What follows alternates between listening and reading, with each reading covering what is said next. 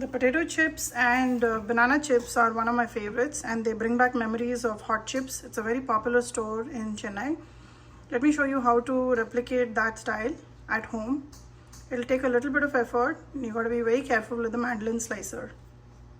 I've taken about 3 plantains, and this is how it is. I've cut the tops off and I'm peeling and putting them in water. Now it's up to you how much you want to peel out, but if you can see this banana, I've peeled out almost most of the skin and I'm almost at the level of the banana. So let me go ahead and peel these two and put it in the water. If you notice, I've taken out the peel, and if you peel a little bit more, you'll start seeing the banana itself. I'm going to go ahead and peel till there. Remove as much as the green skin as possible, and that will give you clear yellow colored chips. These plantains, when you fry, will turn yellow, and I'll show you how to season them as well. I have these 3 plantains. I'm just going to cut it in half so that it's easily manageable for me when I slice them in the hot oil. So let it sit in the water and I'll show you what other things you require.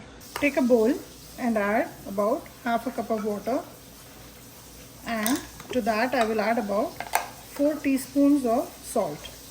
This is what we're going to use to season the chips. Mix this well. Make sure the salt is well mixed and diluted in the water. And this is a very salty solution, and that is what is going to help flavor the chips. Besides this, I'm going to use some peanut oil for frying these chips. You need a nice mandolin slicer which has the thinnest setting, and I'm going to slice it directly into hot oil. If you're making these chips alone, make sure you always have a kitchen towel handy in which we'll wipe it so that water doesn't go inside the hot oil. Keep your saline water nearby the slicer, a colander, so that you can sieve out the extra oil. And I'm heating up peanut oil here to make these chips. Now I want this oil to be really hot. So make sure you crank up the heat, and once it's nice and hot, we'll turn it into a medium flame so that the heat is consistent. So when I check the oil, I'll show you. Take 1/2 of the banana. Just make sure you wipe it nice and dry so that it's not going to make the oil spill all over the place. Just let it be. Take a small little piece and drop it in the oil. That should immediately come up. That will show you that the oil is nice and hot, like now. I'm going to start slicing the bananas in the oil now.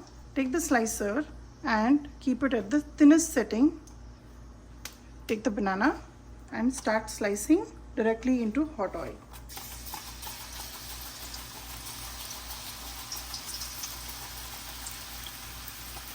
The way the bananas are falling into the oil, it will immediately drop the temperature of the oil, and it will be easy for us to put the saline water to season the banana chips.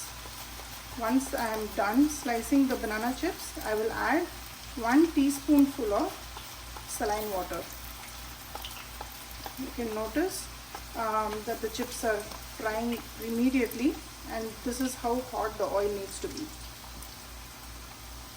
You can always make sure to hold the slicer high above the oil so that you don't get burnt. Now mix the saline water and add about 1 teaspoon. And because the temperature of the oil dropped, it will not splash on you. Just mix it well and maintain the temperature so that the chips are nice and crisp.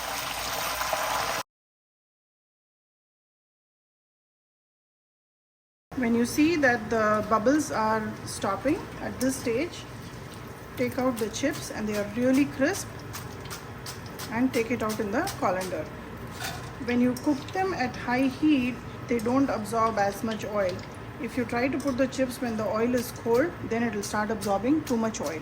Just make sure you remove as much oil as you can and put it in the colander. Also, the box in which you're going to store, make sure you put a tissue paper so that any excess oil will be absorbed. Now Make sure now the temperature is set at medium.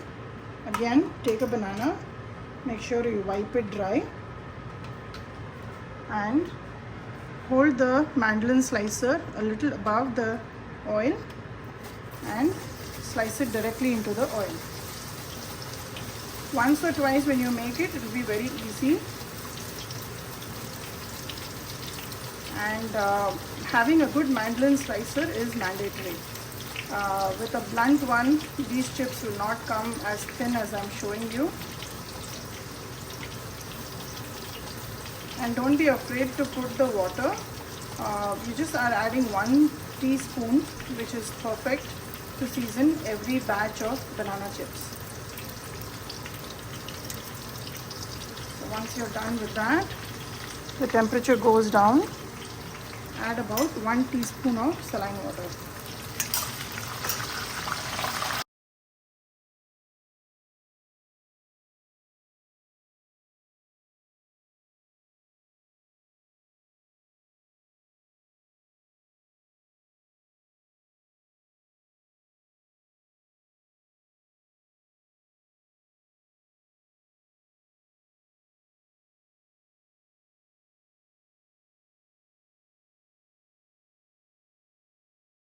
Take about 3 large red potatoes. Red potatoes are less in starch and works best for making chips.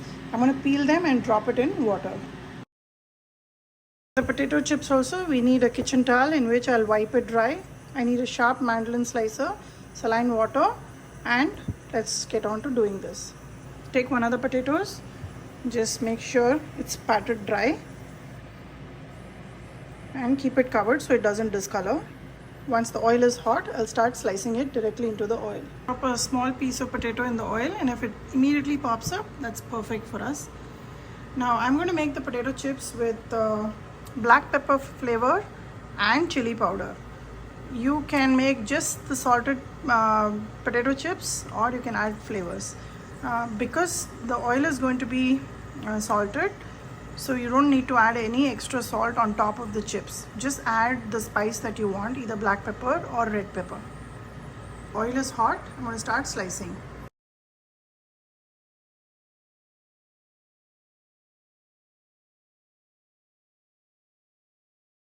While the chips are still hot, take a little bit of red chili powder and just sprinkle on top of them. You don't need to add salt. Like I said, the oil is well salted. Just toss them and they are ready to eat.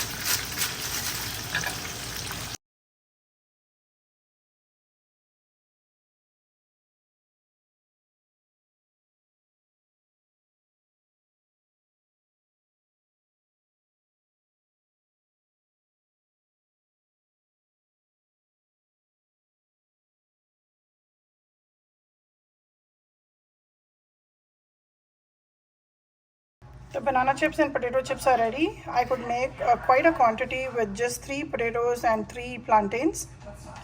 This is an easy process. Few things to keep in mind. Be very mindful of the mandolin slicer. It's very, very sharp.